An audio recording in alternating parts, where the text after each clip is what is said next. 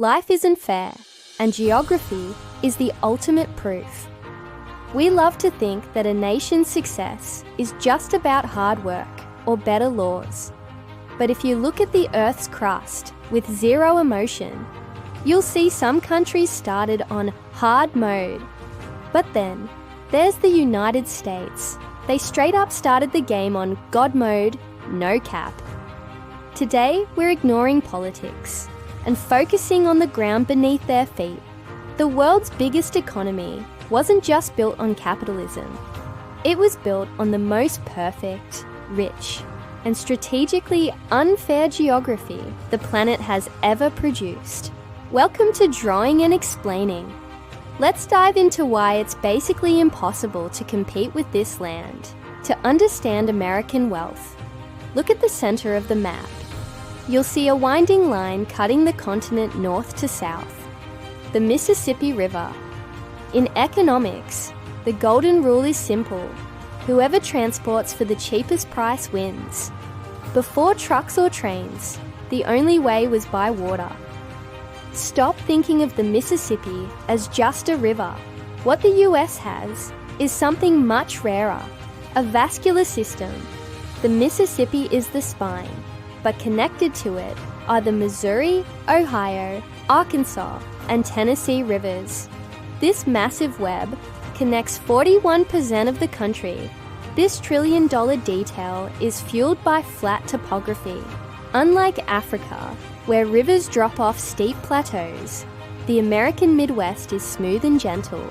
Water flows calm and steady, allowing huge barges to navigate thousands of miles inland. You can ship goods from the heart of the country straight to the ocean. Imagine if the Ohio flowed north to Canada. The economy would be fragmented, but gravity forces all these giant rivers to one single point, New Orleans. This channels the entire continent's wealth into one protected door to global trade. Let's compare. Brazil has the Amazon, but it's stuck in the jungle. Russia has huge rivers, but they freeze half the year and flow north to the Arctic, where nobody lives. The US has 15,000 miles of highways. Shipping by water is 10 to 30 times cheaper than by truck. Americans had a free superhighway that never needs repaving. This allowed them to pile up capital way faster than any rival. It was a massive head start. But what good are rivers if you have nothing to carry? The land those rivers cover is the largest contiguous stretch of high-quality farmland on the planet. Comparing the US to rivals is like bringing a nuke to a knife fight. Look at China. Their geography is an agricultural nightmare. The west is desert, and the south is all mountains and jungle. China lives in a constant state of anxiety over food security, while the US just keeps on growing crops. Then look at Russia. Most of it is so far north that the soil is permafrost. The US Midwest was a happy geological accident. During the last ice age, massive glaciers acted like giant tractors, flattening the land and leaving behind rich nutrients. These glaciers left behind deep layers of mollisols, or black earth. This is where you find the legendary corn and wheat belts. It's a perfect storm of ideal latitude, not too cold like Russia, and not too tropical and buggy like the Brazilian jungle. Thanks to that river network, an Iowa farmer can send soy to Europe for a fraction of the cost an Argentinian farmer pays. They're rich and well-fed, but check the borders. To the east is the Atlantic. To the west is the Pacific. These are two massive medieval moats.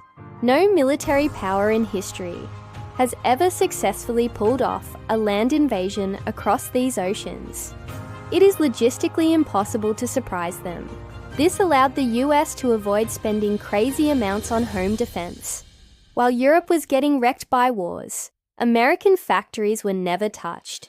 To the north is Canada. Most of their population lives near the US border. They are economic partners, not military threats. To the south is Mexico. The border is defined by brutal deserts and rugged mountains. that are a disaster for moving an invading army. The US is safe on their continental island, while rivals like Russia and China spend billions watching their tense borders. There's a hidden detail: the barrier islands. These create a natural canal of calm water called the Intracoastal Waterway.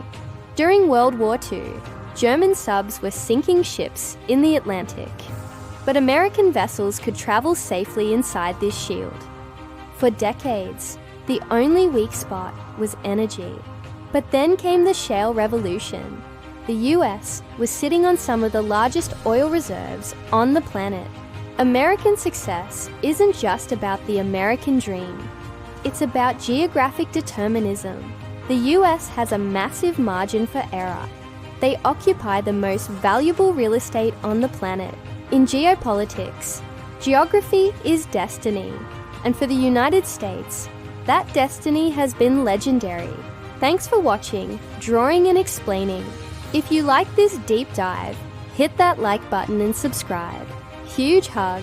See you in the next one. Peace out.